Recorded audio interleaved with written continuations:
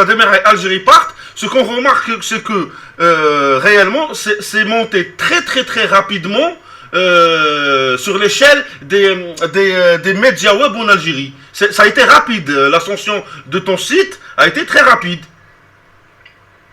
Je m'en réjouis, oui, il y a une ascension rapide pour la simple raison que nous avions déjà du bagage avec nous, que nous avions déjà une communauté qui nous suivait, et puis surtout, ça comblait un besoin. Tu sais très bien que le journal, moi je ne veux pas faire de la communication, moi je veux faire du journalisme. Et pour moi c'est deux choses complètement différentes. Et à la communication, dire ce que dit un ministre, telle dépêche APS, tel responsable a parlé, telle chose a dit quelque chose, il y a nous. Il y a le journalisme. Le journalisme, c'est de développer une enquête, développer une investigation, développer une analyse de profondeur et surtout faire dans la révélation et enquêter surtout sur les dirigeants, sur ce qu'ils possèdent, sur ce qu'ils font. Est-ce qu'ils violent ou respectent pas la loi? Est-ce que ceux et celles qui sont censés appliquer la loi dans notre pays sont les premiers à la respecter? Et il y a un besoin énorme et malheureusement, peu de gens le font. Nous, on essaie, sans prétention, de le faire de la meilleure des manières possibles, de la manière la plus professionnelle.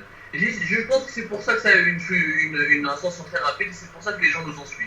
D'accord, très bien. Si on revient maintenant sur ce que je te disais tout à l'heure, sur le contenant. Pour le contenu, moi j'appelle nos auditeurs à partir voir www.algeriepart.com, c'est le site d'Abdou Sommar, et son contenu est dedans. Donc moi je vais essayer à travers ces quelques minutes avec toi de partir plutôt sur le contenant. Abdou, si je te pose la question, est-ce que c'est toi qui vas vers la source? Certainement tu as des sources. Tes sources te fournissent son information, ce qui te permet d'avoir le contenu d'Algérie Part. Est-ce que c'est toi qui vas vers ces sources-là, ou est-ce que ces sources-là qui viennent vers toi?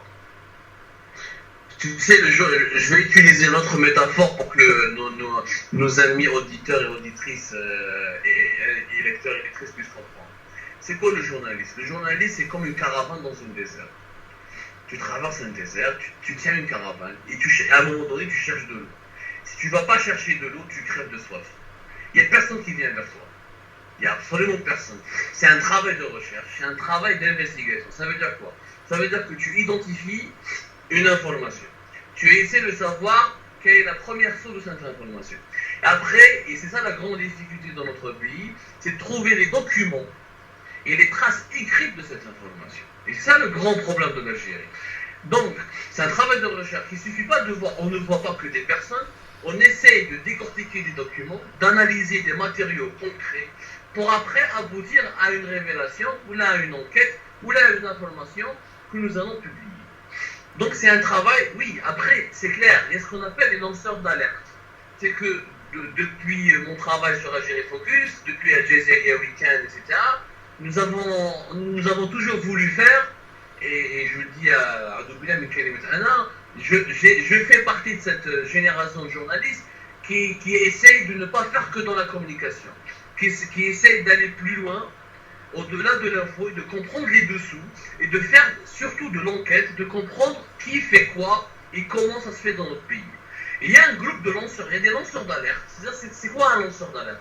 C'est des gens qui sont au sein de certaines institutions, au sein de certains organismes, et qui ont assisté à des affaires, et qui, par conscience, par patriotisme, par amour pour la justice et la vérité, contactent des gens comme moi et nous donnent des dossiers avec lesquels nous allons traiter pour pouvoir plus tard aboutir à des révélations. Voilà grosso modo comment ça fonctionne. D'accord, donc si je reprends, si tu permets, tu as quand même réussi à faire un petit réseau de ce que tu appelles lanceurs d'alerte, des personnes qui t'envoient des informations à toi. Absolument, le réseau est très consistant. Vu que nous avons fait réagir quand même Ahmed Ouihia en pleine conférence de presse, oui. Vu que nous avons parlé des biens et des entreprises de pratiquement tous les dirigeants algériens, vu que nous titillons des hommes d'affaires très connus, très installés. Donc nous avons réussi à se faire un réseau, et ce travail-là se gagne grâce à la droiture, grâce à l'honnêteté, et surtout grâce au professionnalisme. C'est-à-dire nous protégeons nos sources, nous assurons une protection totale, et nous essayons encore une fois de faire bouger les lignes. On dépasse le plus souvent possible l'autocensure, et on essaie, parce qu'il y a au-delà de la censure, il y a l'autocensure, il y a la peur que nous ressentons en tant qu'Algériens dans ce pays-là. Il faut vraiment, et pour nous, il était important de briser le mur de la peur. Une fois que tu parles que des lanceurs, que des citoyens voient que tu es courageux, tu as brisé un premier mur, beaucoup de gens veulent s'associer avec toi pour briser d'autres murs. Il y a beaucoup de murs à briser dans notre pays, malheureusement. Abdou, s'il te plaît, si je te pose la question, comment tu fais la différence, justement, entre la personne qui veut briser des murs, comme tu dis, et la personne qui veut régler des comptes? Très bien. Tu m'as compris? Est-ce que tu m'as compris? C'est une très bonne question. Oui, je t'ai complètement compris et je vais te répondre de manière très claire. Tu sais, ta question, elle fait l'objet de débats dans toutes les grandes écoles de journalisme du monde. Il n'y a pas une réponse claire. Il est clair que quand quelqu'un te ramène un dossier, il est possible qu'il ait des motivations qui ne sont pas nobles. C'est complètement vrai. C'est complètement vrai. Le problème, c'est que le journaliste ne peut pas être responsable des motivations de sa source. Le journaliste n'est responsable que de la vérité et la véracité de ce que sa source lui ramène comme information. D'accord. Par contre, je ne peux pas rentrer dans la tête de cette source et de voir. Maintenant, si cette source a un problème avec X ou avec Y, ça ne peut pas me concerner. Parce que moi, c'est comme je suis... Je te mets une autre image, une autre comparaison, parce que j'aime bien vulgariser, j'aime bien faire de la pédagogie, parce que c'est un domaine complexe, il y a beaucoup de choses qui sont dites, et nos citoyens manquent peut-être un peu de culture dans ce domaine. Si je suis... Le journaliste est comme le médecin. Quand un médecin, tu lui ramènes un patient à le soigner, il ne se demande pas s'il est voleur ou pas voleur. Il le soigne tout court, c'est son métier. Mon métier, le médecin soigne les corps. Moi, je soigne l'actualité. J'ai un fait, j'ai une information, je la traite, peu importe les motivations de la personne qui est derrière. Oui, certainement, des gens ont voulu manipuler. C'est inévitable, mon ami. C'est tout simplement inévitable. La seule solution, c'est qu'il y ait une véritable liberté de la presse et qu'il y ait une véritable justice. Parce que quand nous révélons des affaires, et malheureusement la justice ne bouge pas, ne s'empare pas des dossiers, ne fait pas d'enquête. Le malheur vient là. C'est pour ça que les manipulations grandissent. C'est un travail que la justice doit compléter après. D'accord, donc tu viens de répondre à ma prochaine question qui était justement, est-ce qu'il y a eu des réactions de la part de... Donc tu viens de répondre, donc si je comprends bien, sur tout ce que tu as révélé, il n'y a pas eu de réaction de la part des pouvoirs publics et de la justice. Si. Il y a eu des réactions, par exemple, il y a des réactions. Ça, c'est des réactions qui restent en sourdine et qui ne sont pas annoncées. Par exemple, suite à une enquête que nous avons faite sur le détournement du logement de fonction de l'entreprise ENI, qui est cité Blabès, oui. L'un des responsables de ce montage, du montage frauduleux qui permettait à des logements de fonction de détourner, qui était un haut responsable du ministère de l'Industrie, il a été enlevé récemment par le ministre de l'Industrie. Donc il a été limogé de son poste. Donc il y a eu des changements. Bien sûr, les procureurs, des fois, nous appellent, nous convoquent pour enclencher une information judiciaire. C'est que c'est la suite. La justice essaie de bouger. C'est que ça n'aboutit pas à des suites. Heureusement que tu as bien vu que le chef de cabinet de la présidence de la République, M. Ahmed Ouahia, s'est expliqué publiquement. Oui. Il n'a pas dit Algérie part, mais il a répondu clairement à notre article, où il a dit, etc. Donc ça fait bouger les choses. On fait bouger les choses.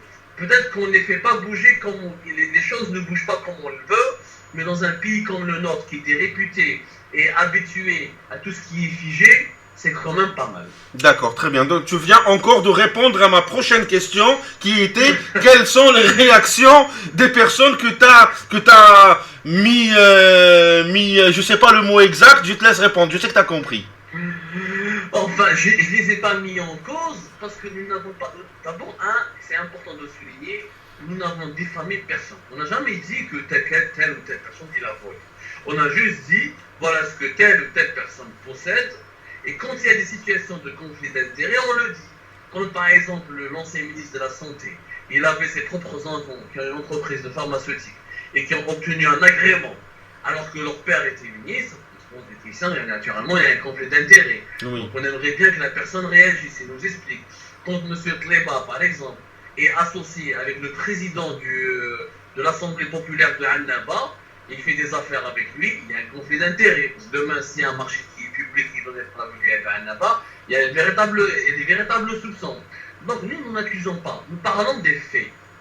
Malheureusement en Algérie, les hauts responsables, même la société, pas que les hauts responsables, même les gens normaux nous disent « Ah, pourquoi vous parlez de leur vie privée, etc. » Nous ne parlons pas de leur vie privée.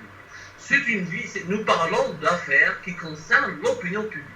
Nous avons, nous les Algériens, le droit total et absolu de connaître le patrimoine financier et immobilier de nos dirigeants et de leur poser des questions. À partir c'est-à-dire par le biais de l'exemplarité. Un dirigeant doit être exemplaire. Et on a le droit de lui donner des explications. Pas plus. Les personnes sur lesquelles nous avons écrit ont pratiquement toutes réagi. Comment tu peux me dire à peu près les réactions, comment elles ont été? Il y a des réactions qui ont été très très méchantes. On nous envoie des intermédiaires pour nous menacer, d'autres on nous promet l'enfer, et d'autres ils sont beaucoup plus compréhensifs. Ils disent finalement je sais pas mon business a été fermé, et c'est pas lui cet associé, etc. Donc il y a de multiples réactions, franchement de multiples réactions. Mais ce que moi je pense, c'est que quand c'est un nouveau concept, quand ce travail-là il est nouveau, comme les dirigeants algériens ne sont pas habitués à avoir une presse, ils ont toujours été habitués à avoir une presse d'opinion, une presse de commentaires. Ils n'ont pas été habitués à avoir une presse d'investigation, une presse qui donne les noms de leur entreprise, qui donne les noms, etc., qui donne les noms, Ils n'ont pas habitué à ça. Oui. Je pense que là, ça va prendre, il y aura un dialogue, il y aura un affrontement. C'est clair qu'ils vont essayer de nous faire mal, ils vont nous affronter, ils vont essayer de nous réprimer comme d'habitude. Mais petit à petit, le combat, ils seront obligés, on va les forcer à accepter notre existence. Très bien. Monsieur Semar, qu'est-ce que vous avez à dire aux personnes qui vous associent, qui vous comparent à Closer?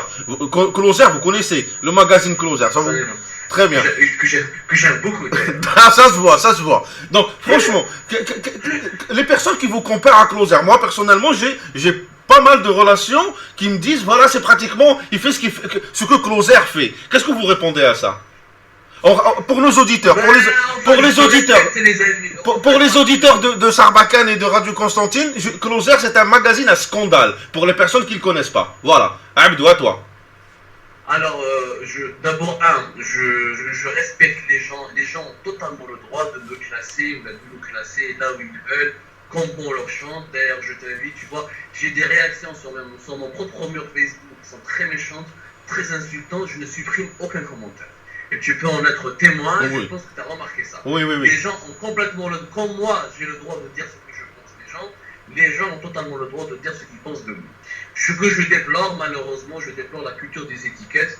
Tu sais qu'en Algérie, on adore faire des étiquettes et on adore etc. C'est une culture que je pense que dont nous allons nous débarrasser bientôt. Maintenant, la comparaison avec Closer, elle est vraiment, je pense, à mon avis, un peu ridicule. Pour la simple raison que moi, je n'ai pas de paparazzi, je ne pars pas prendre les dirigeants et les stars algériens dans des postures un peu honteuses, un peu compliquées. Quant à la presse à scandale, oui, je l'assume totalement. Je suis un journaliste qui veut faire bouger les lignes, qui veut que ses dirigeants soient propres, qui veut que ses dirigeants fournissent des explications et donnent des comptes. Et je n'hésiterai jamais à déclencher un scandale quand j'estime qu'il y a des acquis sociaux, qu'il y a des droits qui sont bafoués, qu'il y a des deniers publics qui sont détournés. Et si la manière ne plaît pas, je dirais tant pis. Celui qui peut faire mieux n'a qu'à faire mieux. D'accord. Je veux dire que le web il est complètement vain. Moi, ce que je ne comprends pas, c'est qu'il y a un collège de personnes qui sont tout le temps assis derrière leur micro et qui ne font absolument rien, mis à part même de mettre des commentaires sur Facebook et qui donnent des leçons. Parce que ceux qui croient que Abdou est mauvais, qu'Algérie est partie mauvais, qui nous créent des médias et nous sommes prêts à les suivre. D'accord, très bien. Je comprends la réponse. Elle est bonne. Moi, je considère que c'est une bonne réponse. Maintenant, Abdou, s'il te plaît, quand tu reçois ce que je voudrais savoir, quand tu reçois une information de la part d'un de tes lanceurs d'alerte, on va garder ce mot-là. Quels sont les moyens que tu te donnes pour vérifier la véracité de l'information? Alors, c'est une très bonne question.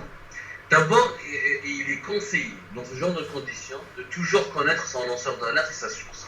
C'est-à-dire de l'avoir approché, d'avoir mangé avec lui, de prendre un verre avec lui, ou de prendre un café avec lui, ou le gazouz avec lui, ou le kabbelouz avec lui, de le fréquenter pour connaître sa personnalité et pour vérifier son identité. Je travaille pratiquement jamais, sauf dans des cas très rares, avec des gens qui ne donnent pas leur identité et qui soient anonymes. C'est très rare. Et ça, c'est dans un autre cadre. De deux, donc, connaître la personne, la fréquenter pour connaître son degré de fiabilité. Donc on vérifie le degré de fiabilité de la source et du lanceur d'alerte. De deux, quand généralement on donne des infos, on donne des documents.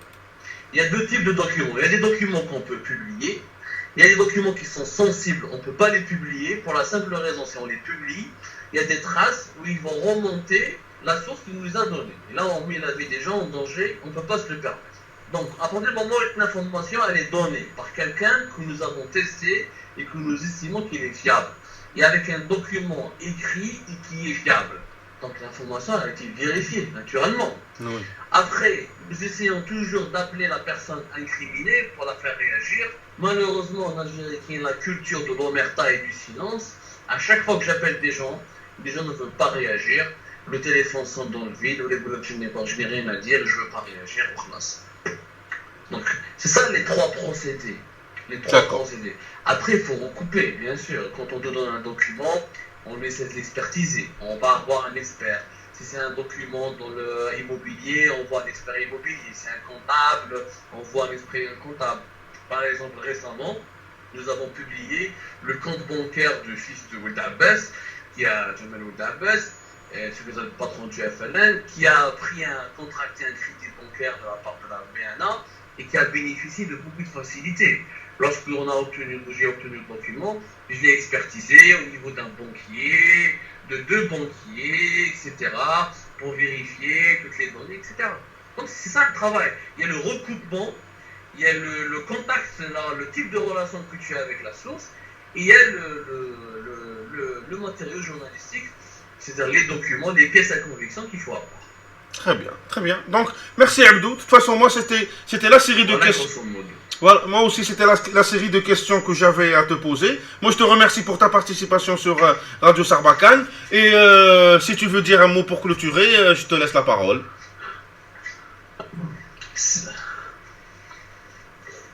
Moi, je suis un fan de la Radio Sarbacane à qui je souhaite longue vie. Donc, j'espère vous rencontrer bientôt à Constantine. D'ailleurs, j'ai tellement d'enquêtes à faire à Constantine. Il y a tellement de choses à dire à Constantine. Sinon, j'aimerais adresser tous mes vœux. Je ne sais pas si tu m'entends. Oui, je t'entends. Allô? Oui, je t'entends, je t'entends. Alors, un dernier mot, j'adresse tous mes... Je finirai sur une petite provocation, comme je suis réputé d'être insolent. Donc j'adresserai tous mes vœux aux amoureux de Closer et aux détracteurs de Closer. Je pense que tu vois très bien de quoi je veux dire. Très bien, je vous embrasse amicalement. Et j'attends toujours que vous nous montriez la voie pour qu'on puisse vous l'emprunter avec. Voilà, merci beaucoup Abdou. Bon, là j'arrête l'enregistrement. Merci beaucoup mon cher. À très bientôt, au revoir, à très bientôt, au revoir. Salutations à tous.